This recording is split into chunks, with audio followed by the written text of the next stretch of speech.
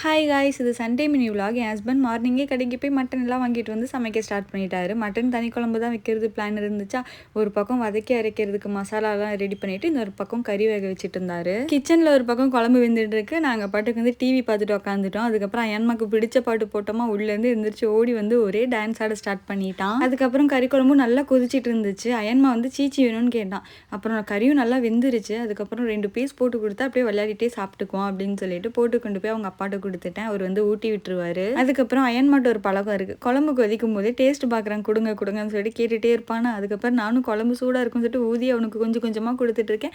டேஸ்ட்டாக இருக்குது, சூப்பராக இருக்குது, கொடுங்க கொடுங்கன்னு சொல்லிட்டு வாங்கி வாங்கி சாப்பிட்டே இருந்தான். அதுக்கப்புறம் குழம்பெல்லாம் ரெடி ஆனதுக்கப்புறம் மல்லித்தலை எல்லாமே போட்டு அப்புறம் சாப்பாடும் ஆறுறதுக்காக போட்டாச்சு. சரி, சாப்பாடு ஆறுனதுமே எல்லாருமே உட்காந்து சாப்பிட்டுக்கலாம் அப்படின்னு சொல்லிட்டு போய் டிவி பார்த்துட்டு அப்படியே மெதுவாக உட்காந்து சாப்பிடவும் ஸ்டார்ட் பண்ணிட்டோம். அதுக்கப்புறம் புது மூவி டவுன்லோட் பண்ணி டிவியில் போட்டு விட்டு இருந்தாரு. அதை பார்த்துட்டு அயன்மாக்கு நெயில் கட் பண்ணி விட்டுட்டு இருந்தோம். அதுக்கப்புறம் எங்கேயாவது வெளியே போகலாம் அப்படின்னு சொல்லிட்டு ஈவினிங்காக 3 பேருமே குளிச்சுட்டு கிளம்பிட்டு இருந்தோம். எப்பவும் போல தான் என் பையனுக்கு ஏதாவது ஒன்று பண்ணுறேன் அப்படின்னா அவனுக்கு பாசம் வந்துடும். முத்தம் கொடுக்குற மாதிரி ஃபோட்டோ எடுங்க அப்படின்னு சொல்லிட்டு நின்றுட்டு இருந்தான். அதுக்கப்புறம் ரொம்ப நாளுக்கு அப்புறம் என் ஹஸ்பண்ட் அயன்மாக்கு கன்னத்தில் பொட்டு வச்சுட்டு இருந்தாரு. அது பார்க்கறதுக்கு அழகாக இருந்துச்சு. அதுக்கப்புறம் ஒரு கொரியர் போட வேண்டியதும் இருந்துச்சு. சரின்னு சொல்லிட்டு அதுவுமே எடுத்துட்டு 3 பேருமே அப்படியே கிளம்பியாச்சு. கிளம்பும் போது ஊட்டி மெயின் ரோடு போய் ஐஸ்கிரீம் இல்லைனா வேஃபிள்ஸ் ஏதாவது சாப்பிட்டு வரலாம் அப்படின்னு சொல்லிட்டு அந்த பிளான்ல தான் கிளம்புனது. ஆனால் அங்கே பக்கத்தில் போக போக பிளான் அப்படியே சேஞ்ச் ஆயிடுச்சு. நாங்கள் ரெகுலராக போகிற வேஃபிள் ஸ்பாட்க்கு முன்னாடியே மெக்டொனால்ட்ஸ் இருக்கு. எப்பாவது போகலாம் அப்படின்னு சொல்லிட்டு யோசிச்சிருக்கோம். ஆனால் திடீர்னு இன்னைக்கு போகலாம் அப்படின்னு சொல்லிட்டு என் ஹஸ்பண்ட் நேராக வண்டி இங்கே விட்டுட்டாரு.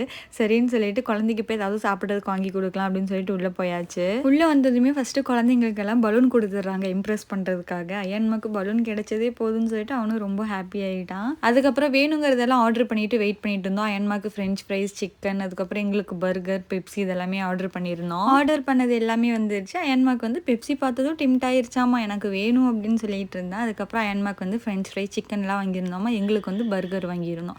அதுக்கப்புறம் அயன்மாக்கு எடுத்து எல்லாத்துலேயுமே கொஞ்சம் கொஞ்சம் ஊட்டி விட்டுட்டு அப்புறம் நானுமே என் ஹஸ்பண்ட் சாப்பிட ஸ்டார்ட் பண்ணிட்டோம். எல்லாமே சாப்பிட்டு முடிச்சதுக்கப்புறம் ஃபைனலாக சாப்பிட்றதுக்காக ஐஸ்கிரீம் ஆர்டர் பண்ணியிருந்தோம். நானும் என் ஹஸ்பண்ட் சாக்லேட் ஐஸ்கிரீம் வாங்கியிருந்தோம். அயன்மா வெனிலா ஐஸ்கிரீம் வாங்கியிருந்தான். எல்லாமே சாப்பிட்டு முடிச்சதுக்கப்புறம் ஹேண்ட் வாஷ் பண்ணுறதுக்காக வந்துட்டோம். அயன்மா தண்ணி கேட்டானா, அதுக்கப்புறம் தண்ணியெல்லாம் பிடிச்சி கொடுத்துட்டு ஹேண்ட் வாஷ் பண்ணிட்டு அப்படியே வெளியே கிளம்பலாம் அப்படின்னு சொல்லிட்டு நேராக வெளியே போயாச்சு. வெளியே வந்ததுக்கப்புறம் கூட என் ஹஸ்பண்ட் இன்னும் கொஞ்சம் தூரம் எங்கேயாவது போய் சுற்றிட்டு வரலாம் அப்படின்னு சொல்லிட்டு நேராக வீட்டுக்கு போகாமல் அகைன் வந்து ஊட்டி போகிற ரோட்டில் போயிட்டாங்க. போயிட்டு அதுக்கப்புறம் அங்கே எங்கேயும் சுற்றி நேராக வீட்டுக்கு வந்து சேர்ந்தாச்சு. வீட்டுக்கு வந்ததுமே அயன்மா காஜலை பிடிச்சி வம்பு பண்ணிட்டு இருந்தான். பப்ளு பெருசாக இருக்கிறதுனால பப்ளுவை தூக்க முடியாது. அதனால பப்ளுவை சீக்கிரமாக தூக்கவே மாட்டான். காஜல் குட்டியாக இருக்கிறதுனால அடிக்கடி தூக்கி கொஞ்சிட்டு ஏதாவது வம்பு பண்ணிகிட்டே இருப்பான். என் ஹஸ்பண்டும் அப்படி தான், தூக்கி தூக்கி குழந்தை மாதிரி படுக்க வச்சுக்குவாரு. அதுவுமே அழகாக படுத்துக்கும். குழந்தை மாதிரி படுக்க வச்சுட்டு ஆளாளுக்கு கொஞ்சிட்டே இருப்பாங்க. அவ்வளோதான் கைஸ், இன்னைக்கான சண்டே விலாக் இப்படி தான் போச்சு. இந்த மாதிரி வீடியோஸ் பார்க்கறதுக்கு மறக்காம நம்ம பேஜை ஃபாலோ பண்ணி வச்சுக்கோங்க. தேங்க்யூ.